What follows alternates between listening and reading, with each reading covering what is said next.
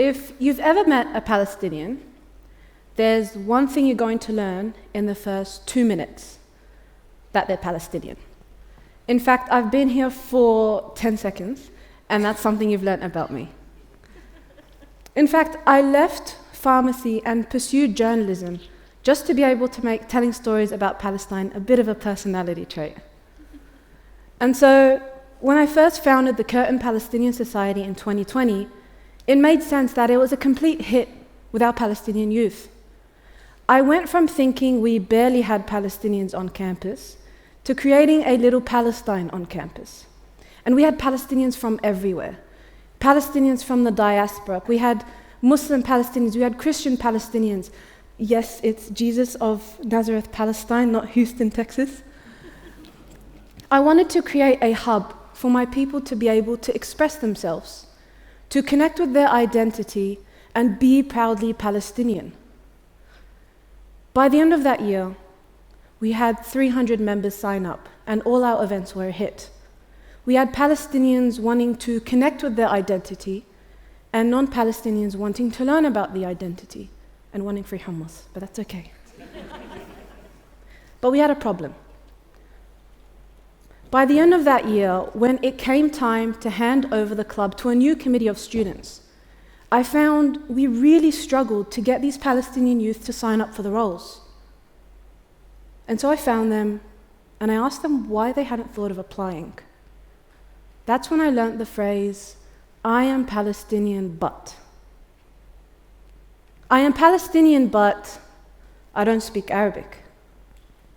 I am Palestinian, but I've never been to Palestine. I am Palestinian, but I don't know much about my identity. Being a child of a diverse background, it's not easy. But being a child of the diaspora is even less so. It can feel like a tug of war, but you're watching two sides fight and pull in front of you. So how do you navigate? Australia is one of the most diverse countries in the world. In fact, nearly a third of the population is born overseas. And unless you're a First Nations youth, no matter where you're born, your roots are elsewhere. Now, for me, I love diversity. As a kid, I loved getting pulled out of maths class by the principal to have my photos taken for the school posters. And I was a goody two-shoes, so Razanne, getting pulled out of class? Oh my God, what did you do? Diversity. But I believe now, as an adult, we've understood the concept wrong. And so for a moment, I don't want you to look at it like you've learnt about it academically. I want you to look at it from a personal perspective. When I was 10 years old, my maths teacher was demonstrating to the class the concept of bar graphs.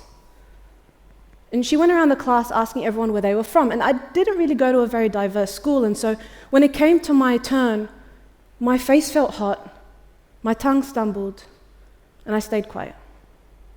And I watched her draw a new bar on the blackboard, which we all copied into our exercise books. That night, my mum asked me who the Saudi student was. What you see as an imperfection is a part of your story. Start off by finding the thing that connects the air that goes deep into your lungs, the air of this land, to the blood of the motherland that runs in your veins. And for me, I found that thing. And it was tatriz, Palestinian embroidery.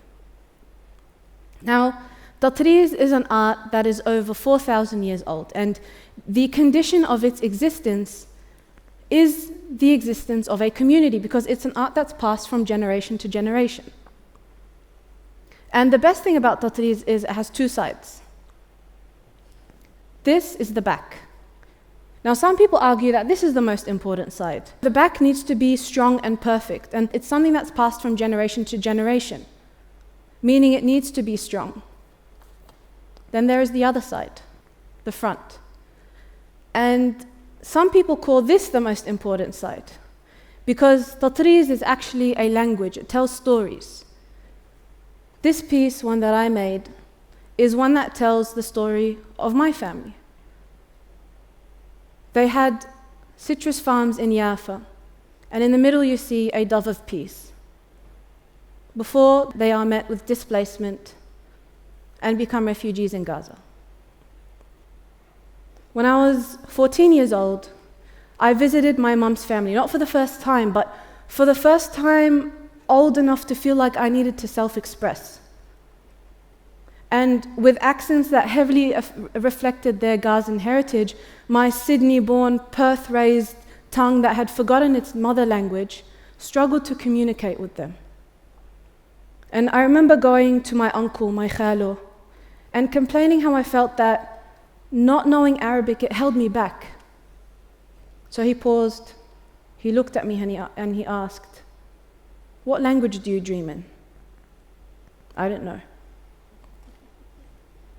Maybe I dreamed in English, but I would dream of the stories of my grandparents. But then when I'd speak English, I'd feel like I wouldn't be able to express myself enough, and I'd switch to Arabic. But then when I'd speak Arabic, I feel like I couldn't express myself enough, and then I'd switch back to English. I felt like I was from there, but I'm from here. But I'm also sort of not here, I'm over there. I felt like Razanne had a personality and Razanne had a personality. Palestinian poet Mahmoud Darwish wrote a poem. I'm from there, I'm from here. I'm not there, and I'm not here. I have two names which meet and part, and have two languages, and I forget which of them I dream in. And it is with this poem that I understood what my uncle meant. Each one of you have a story. You're already living it. But like when 10-year-old Razanne didn't speak up for herself, someone else told her story for her. And now 23-year-old Razanne stands here to tell you it is time to proudly acknowledge yours.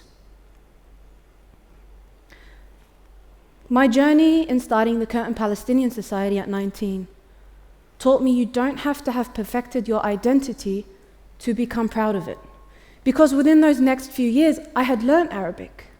I had learned the story of my family from being citrus farmers in Jaffa, Palestine, before being displaced to Gaza in 1948.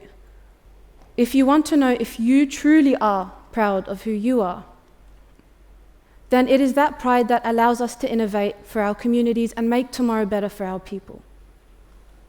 So if you want to know if you are proud of who you are, ask yourself not what language your mind hears when you're asleep, but what your heart dreams when you're awake. Thank you.